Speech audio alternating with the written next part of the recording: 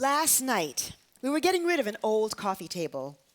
It had been emptied out and was sitting patiently by the living room window, awaiting removal to the curb.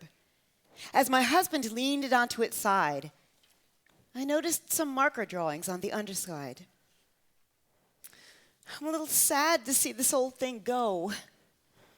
Why are you throwing the table away? Well, it's old and taking up too much space, so we're getting rid of it.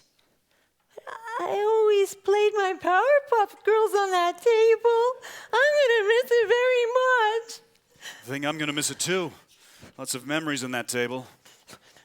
While my 1-year-old was devouring his macaroni, I looked around at this impromptu scene. Who would have known that a simple coffee table my husband picked out for himself before he even knew me would be causing such drama on a Wednesday night in my house? You know, Daddy picked this table out at IKEA. It was one of the first pieces of furniture I ever bought for myself when I started living alone, but before I met Mommy. You see this faded outline table in the table? That's where my TV used to be. I thought about our table's history. I imagined him, single and empty, because of course our husbands were all empty before they met us, right? Walking through this store, picking out simple matching furniture.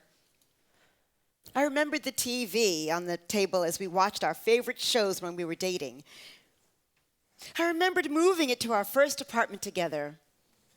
I remembered when we actually turned it from a TV stand into a coffee table and ate dinners at it.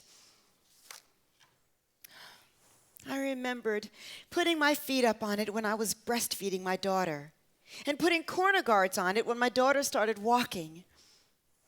I watched my daughter's first stage performances on top of it and sat on it myself when tending to a skinned knee. It was my desk when I was doing my writing and could be turned from an elegant tea party to a finger painting station within minutes. Even our newest member of the family, my 12-month-old, was recently making his first stage appearance on top of it. This table most definitely held some of our dearest moments as a family. So I caved. I guess we could wait a few days to make sure and wrap our heads around it. My daughter continued to cry, and I continued to have these flashbacks. I even remembered a little outline of a house my daughter made out of Scotch tape that was still there. At that point, my husband, who definitely had the wheels in his head turning, figured something out. You know, I think I might have a good idea. He came over with a screwdriver and removed the top part of the table. This is the heart and soul of the table. The part where all the chips were, where pizza sauce stains were, the paint, marker, glue, and stickers, they were all here. I could make something out for you. Well, maybe you could make it a desk, and then I could use it for my children too one day.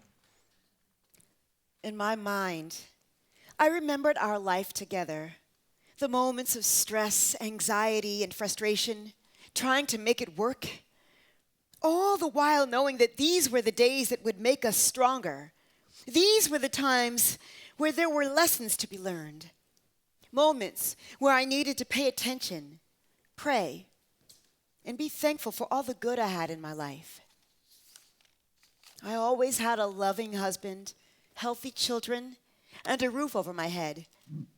The hard times kept me focused on what was important, and I always knew there were better times ahead. That table put all of this into perspective to me. Love, patience, and kindness is what keeps us together, gets us through the hard parts, and in the end, makes us appreciate the journey. We all need a solid table where we can draw our dreams, feed our soul, rest our feet, and dance around.